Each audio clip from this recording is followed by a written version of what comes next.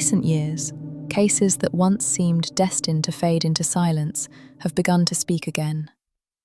Files buried for decades are reopening, and with the help of modern forensic science, forgotten evidence is finally revealing what it has carried all along. Tonight, we step into a series of investigations that refuse to stay unsolved. Stories where patience, technology, and quiet persistence pulled long-hidden truths back into the light. Annette Schnee and Bobbie Oberholtzer. In 1982, near Breckenridge, Colorado, the bodies of two young women were discovered in separate locations dozens of miles apart. At first, investigators believed the incidents were unrelated, separated by time and distance.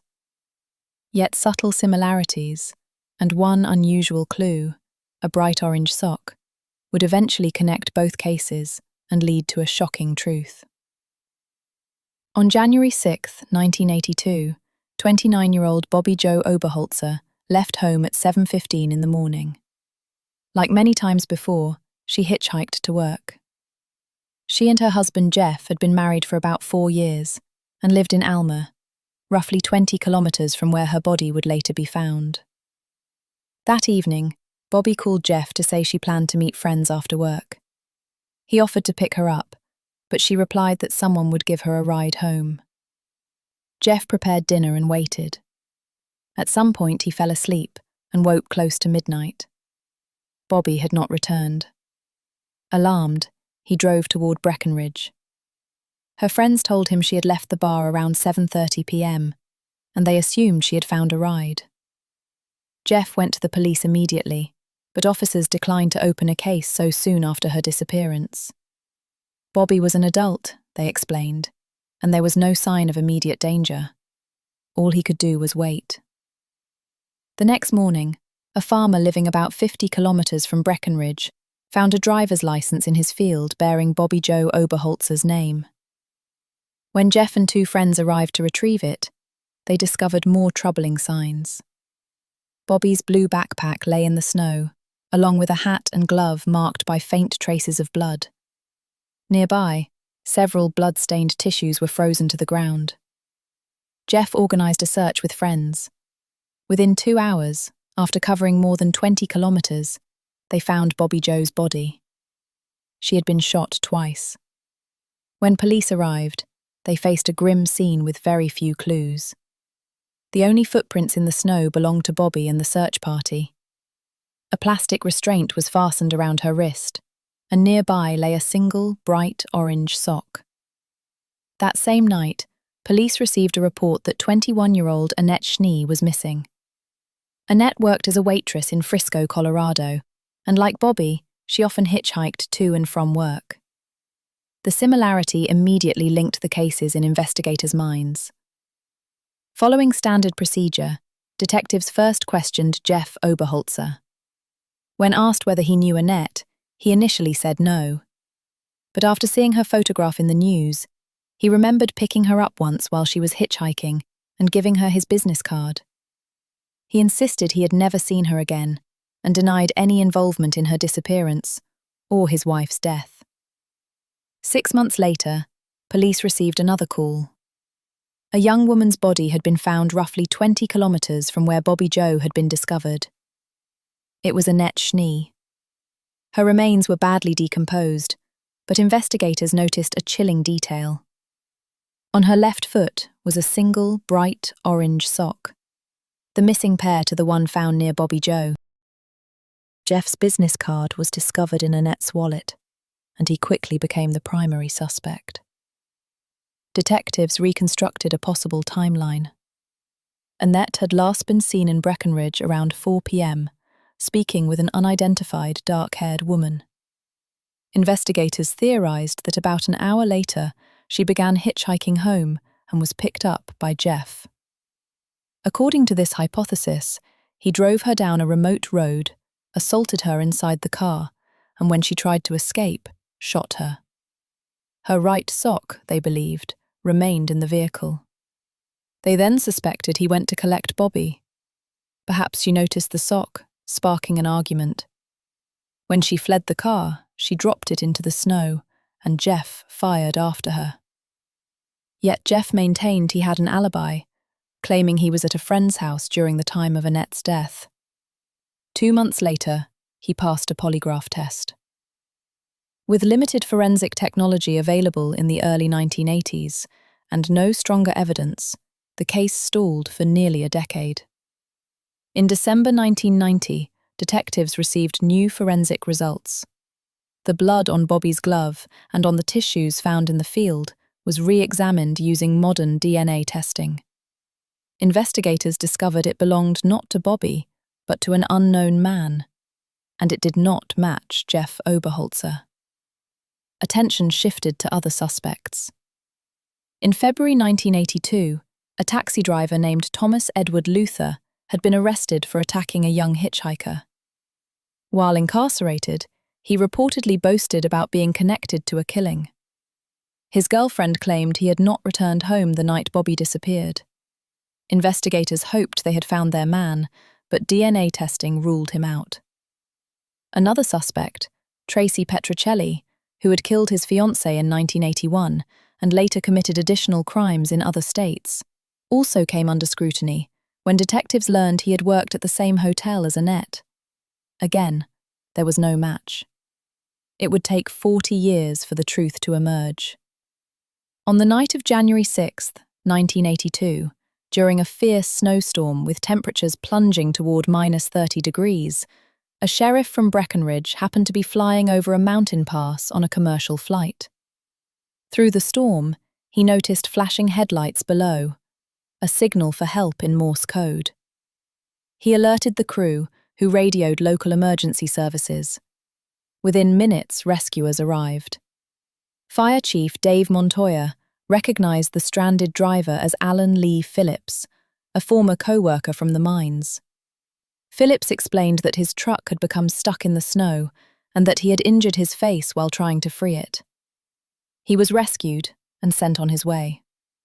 Only on January 9, 2021, would police realize that Montoya had unknowingly saved a future suspect.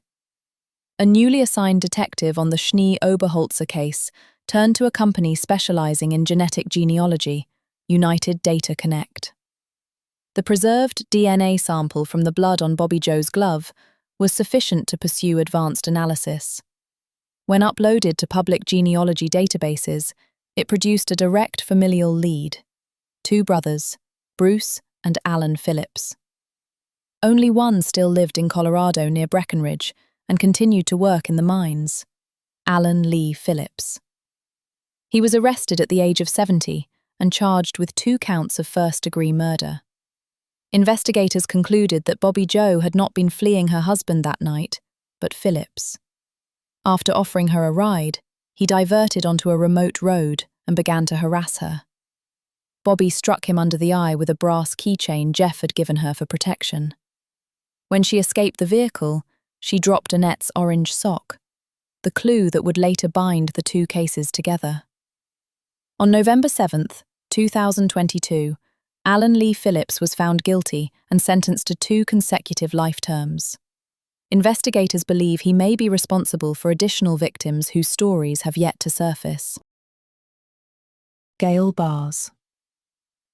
On October 9, 1988, Gail Barres was seen early in the morning leaving a cafe in Battle Creek, Michigan, in the company of an unidentified man. It was the last confirmed sighting of her alive. Gail's life had never been easy. She was a single mother, raising 3 children, and worked 2 jobs to keep her family afloat. When she disappeared, her eldest son, James, was the first to raise the alarm. For more than 2 weeks, there was no trace of her. Then, on October 25, 1988, hunters discovered her body near a river outside the town of Emmett, roughly 260 kilometers from Battle Creek. Evidence showed that Gail had been assaulted and then stabbed multiple times before her body was left by the roadside. Investigators collected every piece of available evidence, including biological samples, and interviewed witnesses. By the standards of the late 1980s, the investigation was thorough. A report spanning thousands of pages was compiled and filed with the sheriff's office. Just 3 days before Gail's body was found, a separate and seemingly unrelated event had taken place. 24-year-old Roger Plato was being pursued in connection with another case involving abduction and assault. A witness identified his vehicle, and officers moved in to arrest him. In a parking lot in Bellevue, as Plato approached his car, an officer drew his weapon and ordered him to lie face down. Plato resisted aggressively and attempted to seize the officer's gun. During the struggle, he was shot and died from his injuries before emergency services arrived. Before cremation, authorities decided to preserve a DNA sample from Plato because of the accusations against him. Even then, detectives suspected he might be connected to additional crimes. Their attention also turned to his friend and roommate, Richard Compton, a man with a lengthy criminal history. During questioning, Compton denied any involvement in Gail's death. With no direct evidence linking him to the case, investigators had no choice but to release him. For months, the investigation produced no new leads and gradually slipped into the archive of cold cases. Everything changed in 2018, when newly assigned Detective Scott Marshall reopened the file. Compton immediately drew his attention. To Marshall's surprise, he discovered that Compton's DNA had never been compared with the evidence collected from Gail's body. He set out to correct that oversight. By then, however, Compton had died in 2009 at the age of 59 and was buried in Austin, Texas. After a lengthy legal process, Marshall obtained permission for an exhumation and travelled to Texas. The results were disappointing. Compton's DNA did not match the profile recovered from Gail. There was, however, an unexpected development. The laboratory was able to extract a usable profile from a previously unidentified hair sample. While this did not implicate Compton as the killer, it suggested he had been present at the location where Gail's body was left. Once again, the investigation stalled. The next breakthrough came in early 2020. During a routine inventory of archived evidence, Sergeant Chris Batchick discovered a vial containing Roger Plato's preserved blood sample. Only then did investigators realize that Plato, despite his violent history and close ties to Compton, had never been formally tested in connection with Gail's case. More than 3 decades after the crime, the lab finally compared Gail's DNA evidence with Plato's sample, a test that, in hindsight, should have been performed from the beginning. The result came back quickly and left little doubt. It was a complete match. Although Plato was identified as the person directly responsible for Gail's death, investigators believe Compton may have witnessed the aftermath and helped dispose of the body. By 2020, however, both men were deceased. Legally, neither would ever stand trial for the crime. Gail Barres' case was finally resolved after 32 years, a stark reminder of how long justice can remain out of reach and how advances in forensic science can still bring long-awaited answers. Cases like Gail Barres' remind us that time does not erase evidence, it only hides it. For years, answers can seem impossibly distant, buried in archives and forgotten files, until a single, overlooked detail brings everything back into focus. And sometimes, the next breakthrough comes from a case that seemed just as hopeless.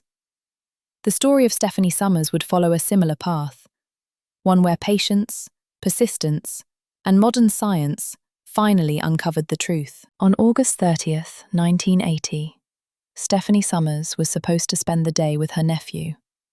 It was the boy's birthday, and they had planned to celebrate together from morning until night. But Stephanie never arrived. Just a few hours later, she was found unresponsive inside her apartment. Stephanie was 36 and lived alone in the Silver Lake neighborhood of Los Angeles. Moving to California had been a lifelong dream, one she had worked toward for years. By 1980, she had finally achieved it, and friends later said she seemed genuinely happy with her new life. That summer morning, she was preparing to take her 11-year-old nephew, Kelly Roberts, to one of the largest amusement parks in the area. Kelly had been dreaming about the trip for weeks. He put on his favourite shirt and waited for his aunt to arrive. As the hours passed and she still did not appear, his family grew worried. Stephanie would never have broken a promise to a child without explanation. They contacted the local sheriff's department and asked officers to conduct a welfare check at her apartment. Los Angeles is a vast city, and beyond the time it would take to reach her home, Kelly's parents feared what they might find if something had gone wrong. Inside the unlocked apartment, officers encountered a devastating scene.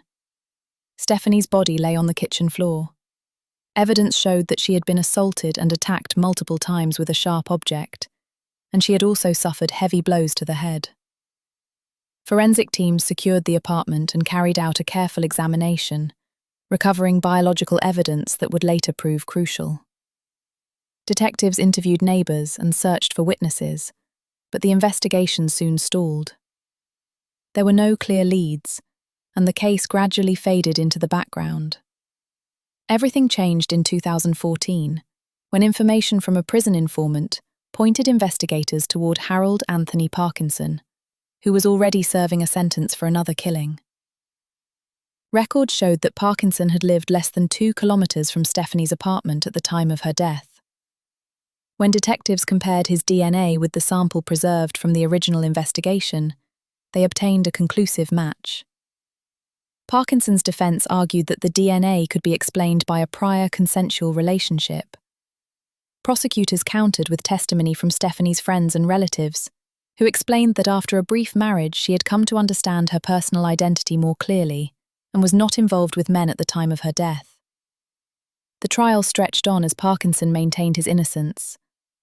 On December 4, 2021, the jury returned its verdict.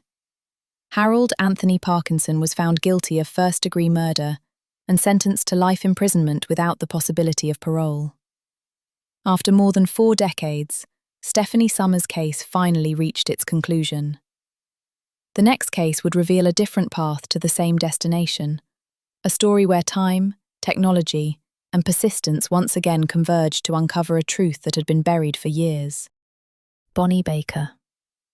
On the night of June 30th, 1998, Bonnie Baker was celebrating a long-awaited promotion with friends. The gathering was lively and warm, a small party in honor of her achievement. Later that evening, her boyfriend arrived to pick her up. After a series of tense exchanges, the couple left together. Bonnie was never seen alive again. 47-year-old Bonnie Baker lived in Denver, Colorado with her partner, Crispin Neen Perez. They had met while working at the same restaurant. Bonnie was known as a reliable employee, rarely absent and always punctual. Perez had a different reputation. A month before Bonnie's disappearance, he had been dismissed for repeated absences. While Bonnie's career was advancing, tensions in their relationship appeared to be growing. The party continued peacefully until Perez arrived uninvited.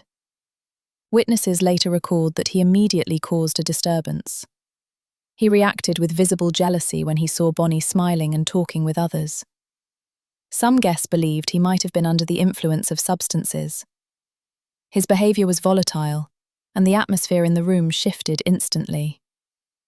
Before leaving, Bonnie quietly told a friend that it was better to resolve the situation now than allow it to escalate later. Around 8 o'clock that evening, an anonymous woman called police to report a killing on West Louisiana Avenue. She claimed that the man responsible intended to flee to Mexico in a red car, transporting a body in the trunk. Investigators traced the call to a public phone, leaving them with little to go on except the address. When officers arrived, they found no visible signs of a struggle and no vehicle matching the description. The following day, Perez was involved in a traffic collision near Globe, Arizona. He abandoned the vehicle and disappeared. During a routine inspection, officers discovered traces of blood in the trunk. For reasons that remain unclear, the evidence was logged and archived without immediate connection to Bonnie's disappearance. The incident quickly faded from attention. Meanwhile, a young man reported his mother missing to Denver police. Whether due to oversight or poor communication between departments, the events of those 48 hours were never assembled into a single, coherent timeline. That gap would delay answers for decades. In the summer of 1999, more than a year after Bonnie was reported missing, two young men riding horses in a remote area of tribal land in New Mexico came across what appeared to be a human skull. Authorities were notified, and a shallow grave containing additional skeletal remains was uncovered. Identifying those remains would take another 13 years. In October 2012, Denver's Cold Case Unit reopened Bonnie Baker's file. Working with representatives of the Navajo Nation, the FBI, and Denver's Forensic Laboratory, investigators confirmed that the remains found in 1999 belonged to Bonnie. A year later, after renewed witness interviews and forensic review, detectives concluded they had sufficient grounds to arrest Perez. It was difficult to ignore how differently the case might have unfolded had the initial emergency call been fully pursued in 1998. Then, in April 2013, the anonymous caller contacted police again. She admitted that she had made the original report and had helped clean the apartment after the incident. She described broken glass on the floor and an overturned kitchen table.